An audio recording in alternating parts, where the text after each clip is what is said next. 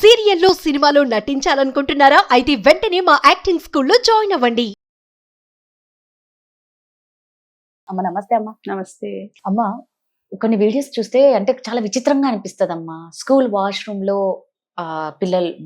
పాప డెలివరీ అయ్యింది, బాబుని అందులో వేసేసింది.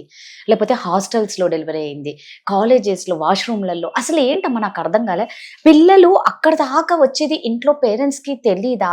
ఇప్పుడు ఒక బిడ్డ లోపల ఉంది అంటే ఆటోమేటిక్ గా మనకి ఈ కడుపు భాగం అనేది పెరుగుతూ వస్తుంది. అంత ఎవరు ఎందుకు గుర్తించట్లా? స్కూల్లో టీచర్స్ గుర్తించట్లా, ఇంట్లో పేరెంట్స్ గుర్తించట్లా. వాష్రూమ్కి వెళ్ళి డెలివరీ అయితే రీసెంట్ గా కూడా ఆ బిడ్డని అందులో వేసేసింది. అంత ఎలా అమ్మ? ఇది చిన్న విషయం కాదు కదా. అందుకే అంటారు చూడండి, కక్కొచ్చినా కళ్యాణం వచ్చినా రెండో ఆగదు అని. అలాంటిది ఇది ఎందుకు ఎవరు గుర్తుపట్టట్లేదు? అంటే ఒకటి దీన్ని చెప్పాలి అంటే సమాజ వైఫల్యం అనొచ్చు, టోటల్ వ్యవస్థ వైఫల్యం అనొచ్చు. ఎందుకంటే మీకు చెప్తాను, అంటే పురాణాల కాలం తీసుకున్నారనుకోండి మీరు, కొంచెం వెనక్కి వెళ్దాం, బాగా వెనక్కి వెళ్దాం. మీకు మహాభారతంలో కర్ణుడు పాత్ర. కర్ణుడు కవచకుండలాలతో పుట్టాడు, దానశీలుడు, రాధకి దొరికాడు, రాధేయుడు. వాళ్ళ నాన్న వచ్చి ఏంటి రథం నడిపేవాడు. ఇవన్నీ కదా.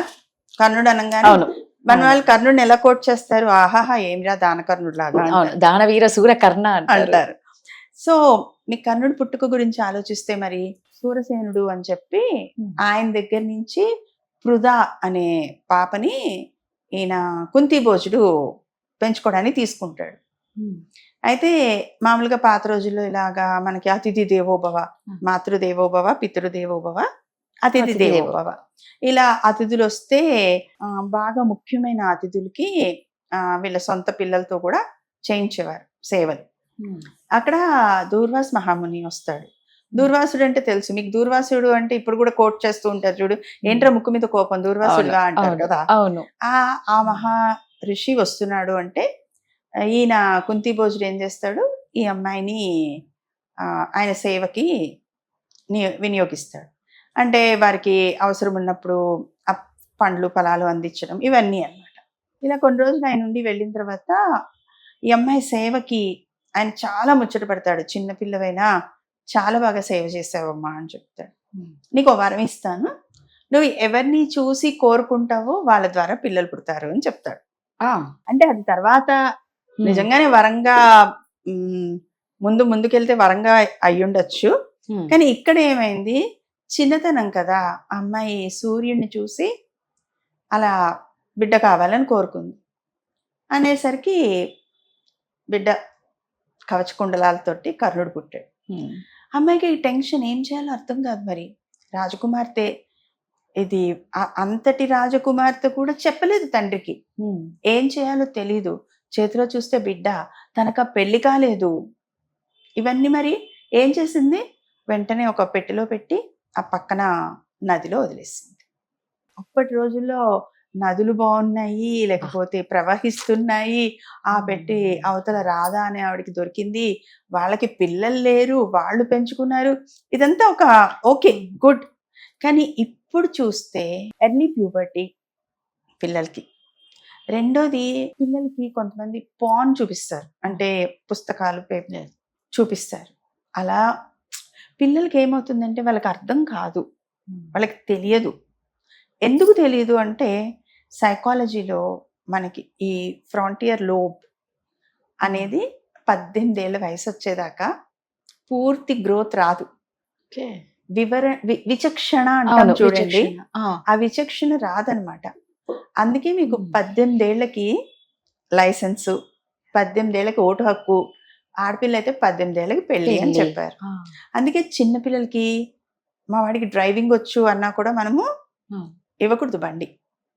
చిన్నపిల్లలకి పెళ్లి చేయకూడదు. ఎందుకంటే వాళ్ళకి ఆ విచక్షణ శక్తి రాదు. ఇప్పుడు అమ్మాయి చూడండి, ఓకే ఆయన ఇచ్చాడు నాకు కుంతి, ఆగి సరైన సమయంలో వాడుకుంటా అనుకోలేదు, వెంటనే కోరుకుంది. తర్వాత జీవితం అంతా బాధపడింది.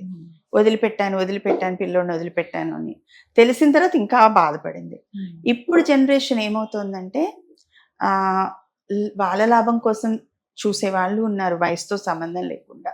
అలాగే ఈ చిన్న పిల్లలకి నేను అన్నాను కదా 18 లోపు వాళ్ళు ఇన్ఫ్లుయెన్స్ అయిపోతారు అనమాట. ఎటంటే అటు ఇన్ఫ్లుయెన్స్ అవును. అయిపోతారు. ఇదే జీవితం అనుకుంటారు. కరెక్ట్ అమ్మా. సో పేరెంట్స్ కి ఏంటి నిజంగా పిల్లల మీద ఫోకస్ అనేది చాలా కొన్ని ఫ్యామిలీస్ లో ఉంటుంది. ఎంతసేపు వాళ్ళ మధ్యలో ఉండే గొడవలు, వాళ్ళ మధ్యలో ఉండే ప్రాబ్లమ్స్, లేకపోతే పక్కింటి వాళ్ళతో, అత్తగారితో, ఆడబడుచుతో వడ్డీ లెక్కలు, లేకపోతే చిట్టి పాటలు, వీటి వీటి వీటి వీటి మీద ఉన్న ధ్యాస. పిల్లలు స్కూల్కి వెళ్తున్నారు, వస్తున్నారు, లేకపోతే హాస్టల్లో ఉన్నారు, బాగానే ఉన్నారు, సెలవులకు వస్తున్నారు. సో పిల్లలతోటి కూర్చొని మాట్లాడి పిల్లలకి ఏమవుతోంది అనేది తెలుసుకునేదంత టైం ఉండట్లేదు, ఓర్పు ఓపిక ఉండట్లేదు. పిల్లలకి చెప్పాలంటే భయం వేస్తుంది. మీరు అనొచ్చు పిల్లల బాడీలో మార్పు రా, అవును, ఎదుగుతుంది కదా అలాగా అనుకుంటారు. ఆ పిల్లలు కూడా దానికి తగ్గట్టు లూజ్ డ్రెస్సులు వేసుకోవడము ఇలాంటివి మేనేజ్ చేస్తున్నారు. అంటే వాళ్ళకి తెలియదు అసలు. అసలు చాలా మందికి ఇప్పుడు చూడండి నిజంగా చెప్పాలంటే 18 లోపు పిల్లలకి పీరియడ్స్ రెగ్యులర్ ఉండవు కదా. ఫస్ట్ ఒక మంత్ వస్తాయి, 2-3 months రావు. మనం కూడా ఏమంటాం 18 వస్తే మీకు సెట్ అవుతాయి హార్మోన్స్ అంటాం. సో మరి అక్కడ పీరియడ్ వచ్చిందా రాలేదా అవి తెలియవు కదా. కరెక్ట్ అమ్మా. సో మరి అది ఎలా జరిగింది అనేది వాళ్ళకు కూడా అర్థం కాదు పాపం. సో ఇక్కడ నేను ఏమంటానంటే వాళ్ళ బాడీ గురించి వాళ్ళకి నేర్పాలి. రైట్. ఇలా ఇది జరుగుతుంది అని చెప్పాలి. ఇప్పుడు నేను స్కూల్స్కి వెళ్తే నేను పిల్లలందరికీ చెప్తాను, 8th, 9th, 10th, intermediate, degree వాళ్ళకు కూడా చెప్తాను, ప్లీజ్ దయచేసి పెళ్లికి ముందు సెక్స్ లోకి వెళ్ళకండి. కరెక్ట్ అమ్మా, నిజంగా వాళ్ళకి చెప్పాలి. అవునమ్మా. లేదు మీరు అన్నది ఇప్పుడు మీరు అనొచ్చు, మీరు కూడా అనొచ్చు కండోమ్స్ ఉన్నాయి అన్ని ఉన్నాయని. అంటే ఇది మనం చాలా ఓపెన్ గా మాట్లాడేస్తున్నాం. ఏదో మొన్న సినిమా వచ్చింది కదా, మా పిల్లలు వద్దు ఇప్పుడు నాకు అని ఆగి అతను వాడుతూ ఉంటే యాక్సిడెంటల్ గా వైఫ్ కి ప్రెగ్నెన్సీ వస్తే వెళ్ళి కోర్టులో కేసు వేస్తాడు. ఇది అలాంటిది కాదు కదా, అసలే రహస్యంగా జరిగేది, వాళ్ళకి తెలిసి తెలియక జరుగుతున్నది. ఇది రైట్ ఆర్ రాంగ్ అని వాళ్ళ బ్రెయిన్ ఎదగలేదు, ఆలోచనకి వాళ్ళకి అందదు. అది ఇట్స్ కామన్ అనుకుంటారు. భయంతో జరగచ్చు, భయపెట్టి జరపచ్చు, ఆశ పెట్టి జరపచ్చు, గిఫ్ట్స్ ఇచ్చి జరపచ్చు. ఇట్స్ కామన్ అన్నట్టు. ఆ టీచర్ ఎవరో వాళ్ళని, లేకపోతే ఇంకెవరో, టీచర్ అనలేము, ఎవరైనా పెద్దవాళ్ళు వాళ్ళని మభ్య పెట్టచ్చు, లేకపోతే ఇలా వస్తేనే పెళ్లి చేసుకుంటాననొచ్చు. సో మీ పేరెంట్స్ కి కట్నాలు అవన్నీ తగ్గుతాయి, నేను చేసుకుంటే నీకని చెప్పొచ్చు. సో మెనీ రీజన్స్ ఉంటాయి. దేని వెనక ఏ రీజన్ ఉందో మనకు తెలియదు. ఆ పిల్లలు మాట్లాడే స్థితిలో అలా ఉండరు పాపం, చెప్పే స్థితిలో ఉండరు, వాళ్ళని అర్థం చేసుకునే స్థితిలో ఉండరు. పెద్దవాళ్ళు కూడా ముందు తప్పు చేసావనే భావనలోనే ఉంటారు. తప్పు ఎలా జరిగింది, తెలిసి జరిగిందా తెలియక జరిగిందా తెలియదు. నిప్పు చూడండి, తెలిసినా తెలియకపోయినా ముట్టుకుంటే కాలుతుంది. ఇది కూడా అంతే. సో ఫైర్ గురించి జాగ్రత్తలు చెప్తాం. అలాగే దీని గురించి కూడా ఒక కరికులం వచ్చి కాలేజెస్ లో, స్కూల్స్ లో చెప్పాలి కదా, మన దగ్గర లేదు. అది అన్నట్టు ఖచ్చితంగా చెప్పాలమ్మా. అవేర్నెస్ లేక పిల్లలకి పేరెంట్స్ చెప్పాలి అంటే ఇలాంటి విషయాలు ఎలా చెప్పాలి పిల్లలకి, మేము ఎలా చెప్తామండి అని చాలా మంది పేరెంట్స్ చెప్పలేకపోతారు. పిల్లల్ని ఏమన్నా చూసినా కూడా పాప వాళ్ళు ఏమీ అనలేకపోతారు. ఈవెన్ మీకు తెలుసా బయాలజీలో 8th క్లాస్ నుంచి ఇవే క్లాసెస్ ఉంటాయి, 8th, 9th, 10th లో. ఈవెన్ టీచర్స్ కూడా సిగ్గుపడతారు చెప్పకుండా. ఇది కామన్ గా సృష్టిలో జరిగేది, ఇట్స్ న్యాచురల్. ఏమంటాము ఫర్టిలిటీ గురించి, వాటి గురించి they have to tell openly that ఇది మనిషికైనా అంతే. అక్కడ పువ్వులతో చూపిస్తారు, ఇక్కడ మనిషికి కూడా అంతే అని చెప్పగలగాలి. వాళ్ళల్లో అది నేర్పాలి. ఇప్పుడు సెన్స్ అంటాం కదా, సివిక్ సెన్స్, ట్రాఫిక్ సెన్స్ అంటాం కదా, ఈ సెక్షువల్ ఎడ్యుకేషన్ సెన్స్ కూడా నేర్పాలి. నేర్పితే ఇలాంటివి జరిగేది కొంచెం తక్కువ అవ్వచ్చు. కరెక్ట్ గా చెప్పారమ్మా. నిజంగా అంటే ఈ పిల్లలు కూడా పాపం లైఫ్ లాంగ్ ట్రామాలో ఉంటారు. ఆవిడ కుంతిదేవి చూడండి, యుద్ధం దగ్గర కూడా వెళ్ళి నా కొడుకు అని తెలిసిన తర్వాత అర్జునుడిని చంపకు అని కోరుకుంది. సో అలాగా అంటే అది స్టోరీ. అంటే మీకు అక్కడే చెప్పారు ఏది పురాణాలు ఎందుకు చదవాలి, ఎందుకు కథలు వినాలి, ఇది రైట్ టైం కాదు, ఇది రైట్ డెసిషన్ కాదు. ఇవి ఆలోచించి విశ్లేషించినప్పుడు పిల్లలకి చెప్పినప్పుడు అర్థమవుతాయి. నిజంగా కరెక్ట్ గా చెప్పారమ్మా. సెక్సువల్ ఎడ్యుకేషన్ అనేది చాలా ఇంపార్టెంట్. ఎందుకంటే ఇప్పుడు ఏ ఏజ్ వాళ్ళకి ఎప్పుడు ఎవరికి కడుపు వస్తుందో తెలియట్లేదు. నిజంగా మీరు అన్నట్టు వాళ్ళందరూ ఒక ట్రోమాలోకి వెళ్ళడం వల్ల పిల్లలు బంగారం లాంటి భవిష్యత్తు అంతా పాడైపోతుంది కదా. Thank you.